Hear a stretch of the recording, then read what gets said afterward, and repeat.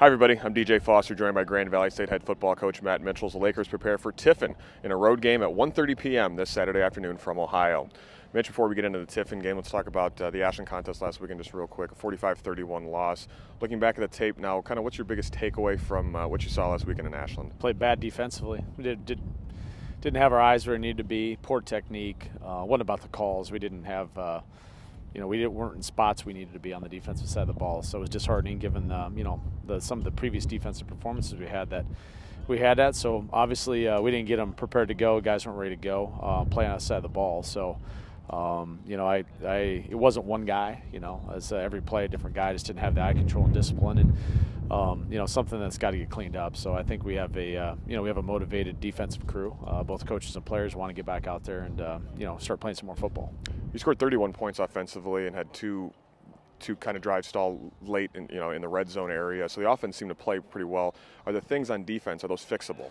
Oh yeah, 100% fixable. I don't think it's a talent deal. I don't think it's a scheme issue. It's you got to play a little bit better. You got to, in those situations, and they did some things, some play action passes and some different things that created some conflict, and we didn't handle that conflict very well, just in terms of our, like I said, our eye control and discipline. So it's all fixable. I've had games like that in the past when, I was on the defensive side of the ball where sometimes you come out and you don't play well, and we didn't play well. And what matters at this point in time is we got to get it fixed, got to get corrected. And if it was a talent issue, that'd be one thing. If it was a call issue, it wasn't really calls. It was more about our execution of those calls. That's something you get remedied with some focus and some discipline and a good week of practice. Ashland has a pretty good offense, and Tiffin comes in with a pretty good quarterback. And Antonio Pipkin, you know him well. He's a very versatile kind of running quarterback, passing dual threat kind of guy. What kind of challenges does he present for your defense? Well, I think the thing he does a great job of is when things aren't going down as planned, he makes plays. Whether it's a scramble to stay alive in the passing game and throw the ball over your head on a big chunk play, or just him scrambling, making people miss because he is such a great athlete. So they've got a very diverse offense that's wide open. It puts a lot of people in positions where guys have to make one-on-one tackles just because they get guys out in space, and it's just a sideline to sideline and a deep ball threat offense. But I think he's done an unbelievable job of keeping plays alive and being opportunistic when he does keep plays alive. So that's the biggest challenge with defending him is just normal down and distances and normal plays, but then the secondary plays, what happens after things don't maybe go the way you thought they were going to go for their side of the ball, they're still able to find a way to be productive. Your offense has settled into a pretty nice groove these last few weeks, and again had a pretty good outing last week with 31 points, and it could have been a little bit more. What challenges does Tiffin's defense present for you? I think, like I said, they're not a really big defense in terms of the body types they have, but they're extremely active.